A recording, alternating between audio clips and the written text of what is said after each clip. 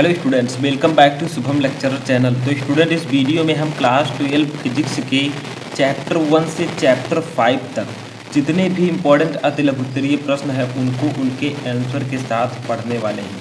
यानी कि इस वीडियो में हम 14 महत्वपूर्ण अति लघुत्तरीय प्रश्नों को समझेंगे जो कि आपके चैप्टर 1 से चैप्टर 5 तक होंगे, जिसमें आपका वैद्युत आवेश तथा क्षेत्र, स्थिर विद्युत विभव तथा धारिता, वैद्युत धारा, गतिमान आवेश और चुंबकत्व एवं द्रव्य, इन पांचों चैप्टर से इम्पॉर्टेंट अति लघुत्तरीय प्रश्नों को पढ़ेंगे जो आपके बोर्ड एग्जाम में पूछे जा सकते हैं। तो अगर आपने इन चैप्टर्स को पढ़ रखा है या पढ़ने वाले हैं तो इस वीडियो को लास्ट तक देखते रहें ताकि आप लोगों का ये सभी क्वेश्चन क्लियर हो जाए। तो देखिए, जैसे फर्स्ट क्वेश्चन मैंने लिया है फर्स्ट चैप्टर से, जिसका नाम है वैद्युत आवेश तथा क्षेत्र। ठीक है, क्वेश्चन क्या है कि आवेश के पृष्ठ घनत्व से क्या तात्पर्य है। ये जो आपका अति लघुत्तरीय प्रश्न होता है वो कुछ इसी प्रकार से पूछा जाता है। ठीक है, इसमें डेफिनेशंस पूछी जाएंगी, कुछ वैल्यूज पूछे जा सकते हैं, ठीक है, कुछ फार्मूले पूछे जा सकते हैं। तो देखिए, आवेश के पृष्ठ घनत्व से क्या तात्पर्य है, तो इसका मैंने डेफिनेशन रखा है, फार्मूला मैं अभी आपको बताऊंगा। ठीक है, डेफिनेशन क्या होता है कि किसी चालक अथवा अचालक पदार्थ के प्रति एकांक क्षेत्रफल पर उपस्थित आवेश की मात्रा को आवेश का पृष्ठ घनत्व कहते हैं। क्योंकि आपको पता है घनत्व इक्वल टू द्रव्यमान बटे आयतन होता है, यानी कि किसी एक पार्टिकुलर आयतन पर कितने ज़्यादा आवेश उपस्थित हैं उसी को हम कहते हैं पृष्ठ घनत्व। ठीक है, तो समझिए, किसी चालक अथवा अचालक के प्रति एकांक क्षेत्रफल पर, यहाँ पर जो आवेश पृष्ठ आवेश घनत्व होगा ये क्षेत्रफल पर, जैसे मान लीजिए कोई चालक है, ठीक है, ये कोई चालक है, ठीक है, अब इसमें कितने आवेश उपस्थित हैं, कितने ऋण आवेश हैं, कितने धन आवेश हैं, ठीक है, उन्हीं की मात्रा को हम उस आवेश का पृष्ठ घनत्व कहेंगे। इसे हम किससे प्रदर्शित करते हैं, पहले उसे समझ लीजिए। तो इसे, ठीक है, सिग्मा से प्रदर्शित करते हैं। सिग्मा कुछ इस प्रकार से बनता है, ठीक है, सिग्मा से प्रदर्शित करते हैं, ठीक है, प्रदर्शित करते। तो देखिए, अब डेफिनेशन के अनुसार आप फार्मूला भी समझिए। सिग्मा इक्वल टू आपका होता है क्यू अपान ए। अब देखिए, एक क्षेत्रफल पर, ये क्या है, क्षेत्रफल पर कितने आवेश उपस्थित हैं उसी की मात्रा को हम कहते हैं पृष्ठ आवेश घनत्व। तो सिग्मा इक्वल टू क्यू अपान ये आपका फार्मूला हो जाएगा, जहाँ सिग्मा आपका है पृष्ठ घनत्व और क्यू आपका है आवेश और ये है क्षेत्रफल। ठीक है, और इसको हम लिख सकते हैं कूलाम प्रति मीटर स्क्वायर। क्यों लिख सकते हैं, क्या आपको पता है, देखिए कूलाम क्यू का मात्रक, ए का मात्रक होता है मीटर स्क्वायर, क्योंकि क्षेत्रफल है तो कूलाम प्रति मीटर स्क्वायर। तो समझ में आया, पृष्ठ आवेश घनत्व किसी पार्टिकुलर क्षेत्रफल पर कितने आवेश उपस्थित हैं उसी को हम कहेंगे आवेश घनत्व, पृष्ठ घनत्व। ठीक है, तो ये आपका फार्मूला हो जाएगा। सेकेंड क्वेश्चन भी इसी चैप्टर से है, जो कि है कि एक कूलाम में कितने इलेक्ट्रॉन होते हैं। तो अगर सीधा सीधा कहा जाए तो इतने इलेक्ट्रॉन होते हैं, मैं लिख देता हूँ 6.25 × 10⁻18 इलेक्ट्रॉन। बट कैसे होते हैं प्रूफ करके दिखाइए, तो वो भी मैं दिखा देता हूँ। ठीक है, तो देखिए फार्मूला आप लोगों ने पढ़ा होगा, जो कि q equal to n e. ठीक है, ये फार्मूला शायद आप लोगों ने पढ़ा हो, जब मैं चैप्टर्स पढ़ा रहा था, एक चैप्टर एक वीडियो में तो बताया था। क्यू है आवेश, एन है इलेक्ट्रॉनों की संख्या, ई है इलेक्ट्रॉन पर आवेश। ठीक है, तो q equal to n e होता है। अब यहाँ से हमें क्यू कितना दिया गया है, तो 1 कूलाम है, तो क्यू इक्वल टू 1 कूलाम। ठीक है, अब इसे सॉल्व कर लेते हैं। तो देखिए, हमें इलेक्ट्रॉन की संख्या ज्ञात करनी है, तो एन इक्वल टू हम लिखेंगे, इसका हम क्या करेंगे, एन लिख देंगे इक्वल टू क्यू अपान ई। जब एन हम ई को इधर लाएंगे तो क्यू अपान ई हो जाएगा। ठीक है, इसी फार्मूले से हम निकालेंगे, तो क्यू अपान ई। देखिए, क्यू की वैल्यू है 1, ई की वैल्यू है 1.6 × 10⁻−19, क्योंकि जो इलेक्ट्रॉन पर आवेश होता है वो 1.6 × 10⁻−19 कूलाम होता है। ठीक है, अब जब फाइनली हम इसे आपस में डिवाइड करेंगे, ठीक है, 1.6 से जब हम 1 को आपस में भाग देंगे तो आपका यहाँ पर आ जाएगा 0. ठीक है, 625, गुणे 10⁻−19 से नीचे ऊपर ले जाएंगे तो +19 हो जाएगा, तो 10⁻+19। ठीक है, अब देखिए हमें क्या करना है, यहाँ पर इसको हम क्या करेंगे, एक पॉइंट पीछे इधर लाएंगे। ठीक है, तो आपका हो जाएगा 6.25 गुणे 10⁻19 है, तो एक अंक हम इधर लेकर आए हैं, तो ये 10⁻−19 में से एक, आपको 10⁻19 में से एक घटा देना, तो 10⁻18 इलेक्ट्रॉन आ जाएगा। ठीक है, तो इस प्रकार से आप इसे प्रूव भी कर सकते हैं। ठीक है। तो ये आपका आंसर हो जाएगा। देखिए एक कूलाम में कितने इलेक्ट्रॉन होते हैं? 6.25 × 10⁻18 इलेक्ट्रॉन। ठीक है, समझ में आ गया। तीसरा क्वेश्चन देखिए, तो जिन बच्चों को पता है वो भी अच्छे से देखते हैं ताकि और भी अच्छी जानकारी हो जाए। देखिए वैद्युत क्षेत्र की तीव्रता की परिभाषा तथा इसके मात्रक को लिखिए। यानी कि विद्युत क्षेत्र की तीव्रता जो इंटेंसिटी ऑफ इलेक्ट्रिक फील्ड होती है उसका डेफिनेशन एंड यूनिट आपको बताना है। तो देखिए क्या होता है वैद्युत क्षेत्र की तीव्रता क्या होती है, डेफिनेशन पहले समझेंगे। तो वैद्युत क्षेत्र में किसी बिंदु पर रखे परीक्षण आवेश, ठीक है, परीक्षण आवेश का मतलब आवेश का छोटा सा भाग, ठीक है, परीक्षण आवेश पर लगने वाले बल तथा परीक्षण आवेश की निष्पत्ति को के मान की निष्पत्ति को उस बिंदु पर वैद्युत क्षेत्र की तीव्रता कहते हैं और इसे हम कैपिटल ई से डिनोट करते हैं। ठीक है, जैसा कि यहाँ पर दिखाया गया है। देखिए क्या कहा जा रहा है, दो चीज़ें समझिए, परीक्षण आवेश पर लगने वाले बल और परीक्षण आवेश के अनुपात को या उसकी निष्पत्ति को हम कहते हैं वैद्युत क्षेत्र की तीव्रता। ठीक है, यानी कि इन्हीं दोनों के अनुपात को। इसलिए देखते हैं फार्मूला। तो देखिए विद्युत क्षेत्र की तीव्रता को हम लोग डिनोट करते हैं कैपिटल ई से। ठीक है, तो कैपिटल ई इक्वल टू आपका हो जाएगा, इसे वेक्टर के रूप में हम लिखते हैं। ठीक है, तो कैपिटल ई इक्वल टू परीक्षण आवेश पर लगने वाला बल एफ अपान परीक्षण आवेश के अनुपात को हम कहते हैं क्या, विद्युत क्षेत्र की तीव्रता। तो ये आपका फार्मूला हो जाएगा E equal to F upon q naught, जहाँ ई है विद्युत क्षेत्र की तीव्रता, एफ है बल, ठीक है, परीक्षण आवेश पर लगने वाला बल, और क्यू नॉट है आपका अल्पधन परीक्षण आवेश। ठीक है, तो ये आपका फार्मूला हो जाएगा। मात्रक देखें, अगर इसकी मात्रक का मतलब यूनिट, ठीक है, मात्रक निकाल सकते हैं फार्मूले से। एफ का मात्रक होता है न्यूटन, का मात्रक न्यूटन, प्रति क्यू नॉट है आपका आवेश, आवेश का मात्रक क्यू नॉट। ठीक है, तो इसका मात्रक हो जाएगा न्यूटन प्रति क्यू नॉट। ठीक है, समझ में आया। चौथा क्वेश्चन देखिए, छोटा सा क्वेश्चन है एनसीईआरटी का। क्या यह संभव है कि किसी बिंदु पर वैद्युत विभव शून्य हो लेकिन वैद्युत क्षेत्र शून्य ना हो? यानी कि क्या यह संभव है कि किसी बिंदु पर लेकिन वैद्युत क्षेत्र शून्य ना हो? तो इसका आंसर अगर हम जाने तो ये हाँ, यानी कि इसका आंसर होगा हाँ, यह संभव है। बट कब संभव है? ठीक है, तो हाँ, जैसे उदाहरण के लिए हम देखें, अगर उदाहरण के ठीक है, तो उदाहरण के लिए अगर हम देखें तो वैद्युत द्विध्रुव की निरक्षीय स्थिति में, वैद्युत द्विध्रुव की निरक्षीय स्थिति में, ठीक है, जो मैंने आपको बताया था कि निरक्षीय स्थिति पर वैद्युत विभव का सूत्र, तब मैंने आपको बताया था। ठीक है, निरक्षीय स्थिति, तो जो डेरिवेशंस मैंने कराए हैं उनको भी आप जाकर देख सकते हैं, सर्च करके। ठीक है, जितने भी डेरिवेशन मैंने कराए हैं। देखिए यह संभव है कि किसी बिंदु पर वैद्युत विभव शून्य हो लेकिन वैद्युत क्षेत्र शून्य ना हो। कब? जब वैद्युत विभव की निरक्षीय स्थिति में। ठीक है, ये आपका पांचवा क्वेश्चन देखिए, इससे क्या कैसा है कि समविभव पृष्ठ से क्या तात्पर्य है, कि समविभव पृष्ठ क्या होता है। वैसे इस पर मैं एक पार्टिकुलर वीडियो ऑलरेडी बना चुका हूँ, उसमें मैंने समविभव पृष्ठ बताया है, तो इसे आप देख सकते हैं। बट यहाँ पर समझिए इसका तो किसी वैद्युत क्षेत्र में खींचा गया हुआ पृष्ठ जिस पर स्थित सभी बिंदुओं पर वैद्युत विभव बराबर हो, समविभव पृष्ठ कहलाता है। इसमें की पॉइंट है वैद्युत विभव बराबर, यानी कि कोई बिंदु वैद्युत क्षेत्र में खींचा गया कोई पृष्ठ है जिस पर स्थित जितने भी बिंदु हम सभी पर अगर वैद्युत विभव बराबर हो तो उसे हम लोग कहेंगे समविभव पृष्ठ। ठीक है, यानी कि कोई वैद्युत विभव बराबर होता है सभी। ठीक है, तो ये आपका हो जाएगा।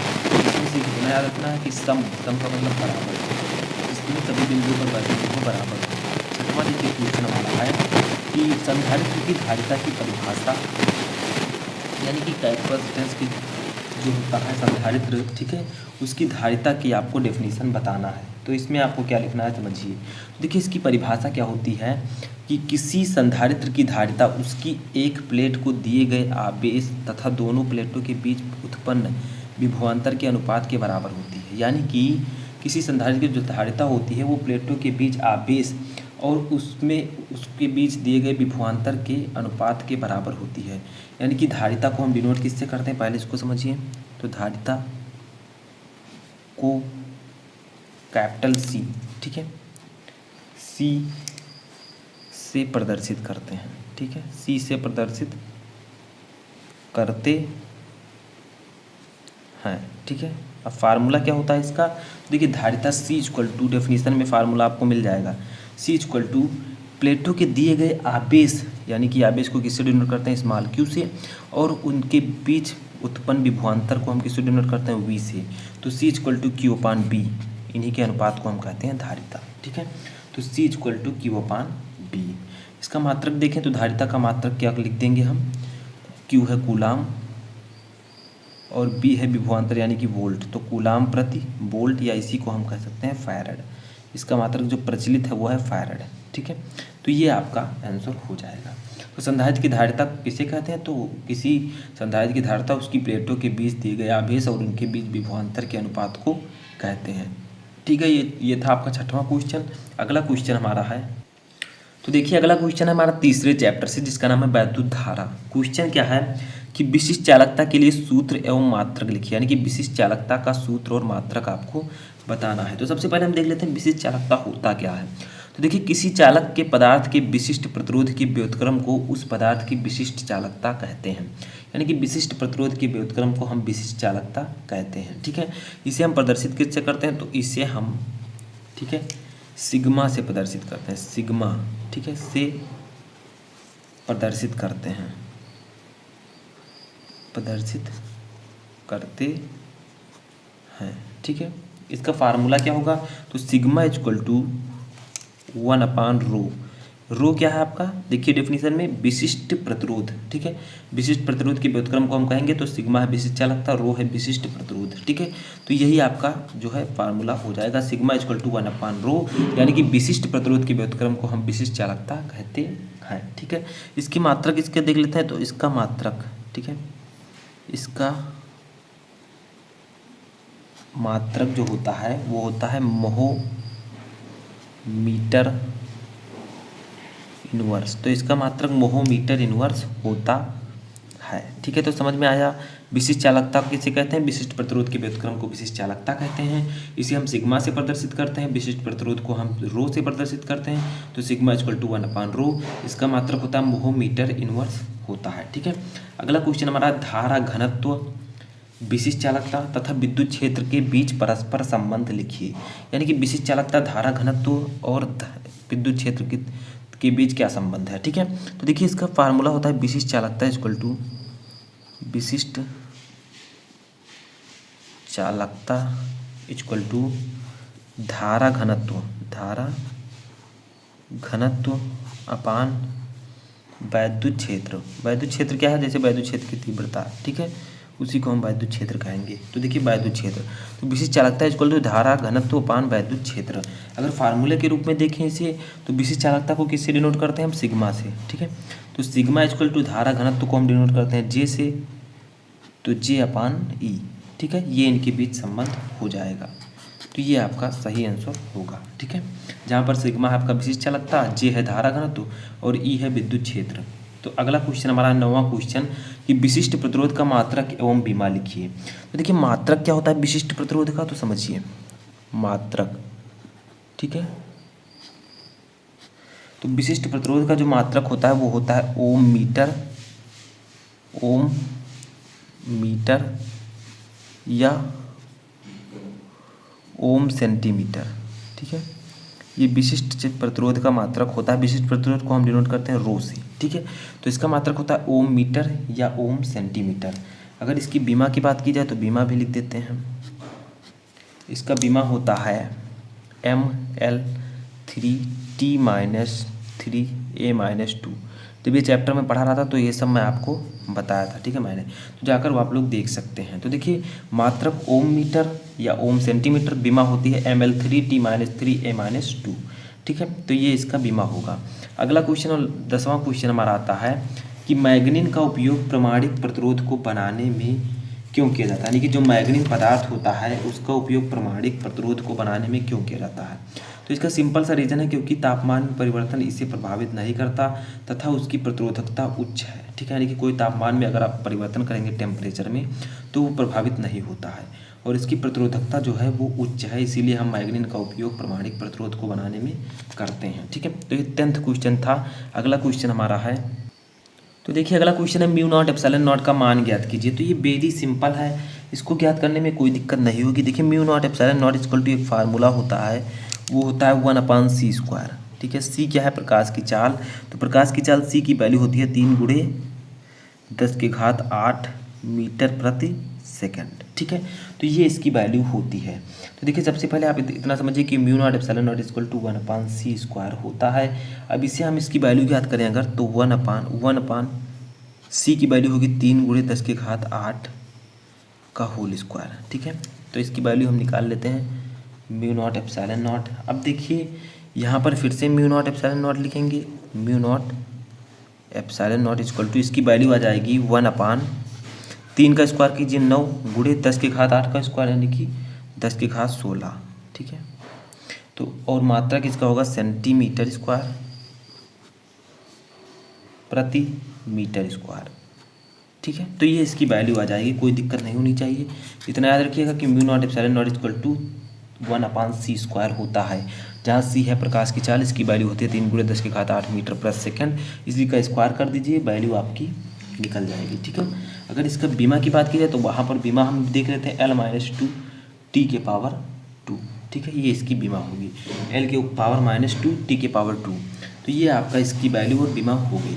अगला क्वेश्चन हमारा 12th नंबर आता है कि लंबी धारावाही प्रणालिका के भीतरी अक्ष पर स्थित बिंदु पर चुंबकीय बल क्षेत्र का सूत्र ज्ञात कीजिए, ठीक है। तो इसमें हमें क्या करना होता है पहले समझिए।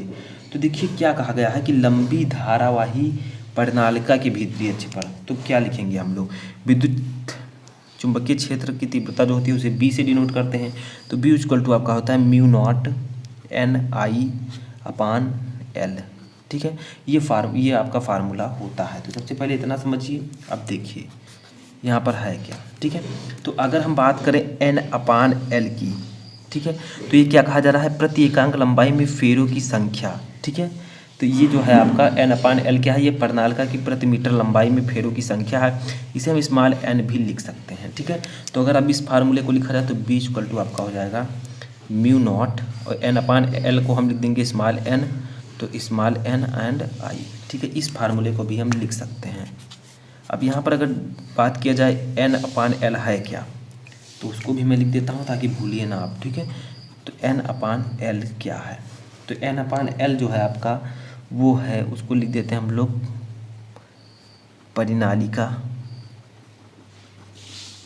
ठीक है। परिनालिका की प्रति मीटर लंबाई में फेरों की संख्या, ठीक है। यानी कि प्रति मीटर लंबाई में फेरों की संख्या है N/L। तो ये समझ में आया। अगला क्वेश्चन हमारा लाता है जो कि लास्ट 5वें चैप्टर से है। ये है कि नति कोण से आप क्या समझते हैं? तो नति कोण का आपको डायरेक्टली डेफिनेशन याद करना होगा। नति कोण वह कोण है जो चुंबकीय यामोत्तर में पृथ्वी के चुंबकीय क्षेत्र की दिशा तथा क्षैतिज दिशा के बीच बनता है, उसे हम क्या कहते हैं? नति कोण कहते हैं। इसमें 2 क्वेश्चन इंपॉर्टेंट है। अगला क्वेश्चन है कि दिक्पात कोण से क्या तात्पर्य है। इस चैप्टर में ये दोनों क्वेश्चन अति लघु उत्तरीय में मोस्ट इंपॉर्टेंट है। तो दिक्पात कोण सिंपल है कि पृथ्वी की सतह पर किसी स्थान पर भौगोलिक यामोत्तर तथा चुंबकीय यामोत्तर के बीच बने न्यून कोण को उस स्थान के लिए दिक्पात कोण कहते हैं। यानी कि भौगोलिक यामोत्तर और चुंबकीय यामोत्तर के बीच बने न्यून कोण को हम लोग कहते हैं दिक्पात कोण, ठीक है। तो ये थे आपके टॉप 14 अध्याय 1 से 5 तक टॉप 14 इंपॉर्टेंट अति लघु उत्तरीय प्रश्न, जो आई होप कि आपको समझ में आ चुका होगा। तो अगर वीडियो पसंद आए तो वीडियो को लाइक कर दें, चैनल पर नए चैनल को सब्सक्राइब कर लें, और इस प्रकार का वीडियो अगर आपको चाहिए तो आप कमेंट बॉक्स में मुझे बता सकते हैं।